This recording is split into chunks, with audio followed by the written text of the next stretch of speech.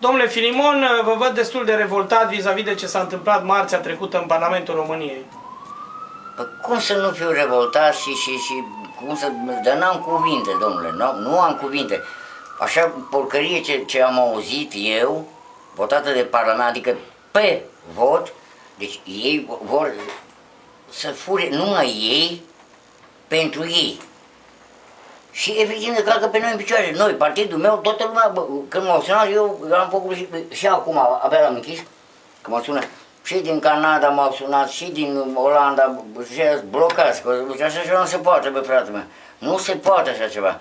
Adică noi furăm, să ducem în țară și îi fură numai ei pentru ei. Așa nu s-o pomeniți, nicăieri în lumea asta, nici măcar că nu pot apartheidul ăla, că acum cu Nelson Mandela, bă, unde furau numai albii între ei, după aia, care cum. Dar așa ceva, păi, domnilor parlamentari, gândiți-vă, nu la voi, gândiți-vă la noi. Ne-ați călcat drepturile, nici măcar nu ne-ați consultat.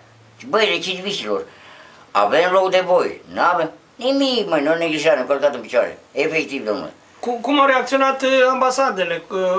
Ați fost contactat? Am fost contactat prin consilierii mei care am reprezentat în toată diaspora, fiecare țară are câte unul care mă reprezintă pe mine acolo, au fost contactați, au fost invitați la consulate și au spus, băi, fraților, ce faceți voi? Voi nu aveți niciun cuvânt, nu luați nicio opinie, ce face Parlamentul la vostru? Voi ați votat. M-au sunat, eu le-am trimis răspunsul, numai oameni buni, noi nu i-am votat, noi când am votat acolo, pe la consulat, pe la ambasadă, prin întreaga Europa, noi am votat pentru drepturile noastre, dacă mă înțelegeți. Adică nu ale lor, ale hoților, bineînțeles. Nu pentru ale parlamentarilor, drepturile la tot românul, că știți, românul este... Și vă simțiți trădat? Trădat și de guvern și de, efectiv, și bă că președintele a puțin înclinat spre noi, dar văd că nu are putere. Trebuie să intervenim noi prin demonstrații, nu vom face, dar vom apela la toate ambasadele care ne-au contractat și vom demonstra în fața lor și vom spune, băi, nu se poate. Una că vom trimite, vom lăsa în scris, după aceea vom apela, bă, frații mei sunt și la Vatican, mergem și la Francisc. La Papa. Ce le recomandați parlamentarilor? Cum ar putea ieși din criza asta? Să se oprească, pentru că acum vin Sfintele Sărbători ale Crăciunului, să se gândească că Dumnezeu este sus și Dumnezeu. Noi tot timpul am zis, Doamne ajută, indiferent în ce fază situație am fost, dar ei să gândească că Dumnezeu pe ei nu-i ajută dacă ne încalcă drepturile noastre. Noi am fost primii, s-au învățat de la noi, dar noi dacă am furat, adică noi,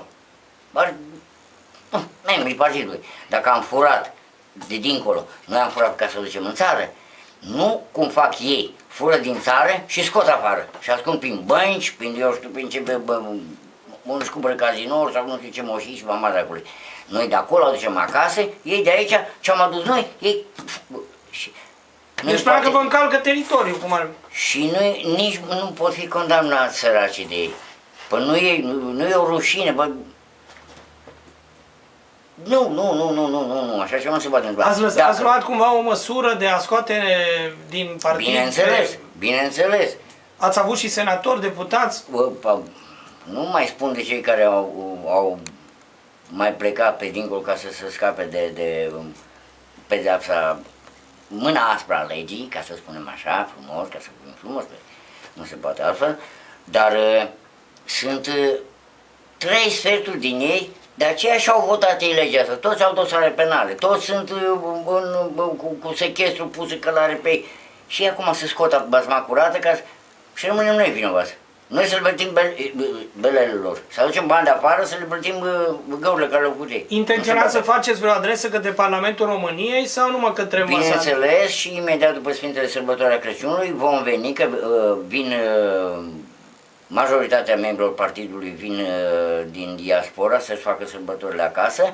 Vom merge în coloană în fața Parlamentului și vom demonstra cu afișe, cu bannere, cu tot ce trebuie.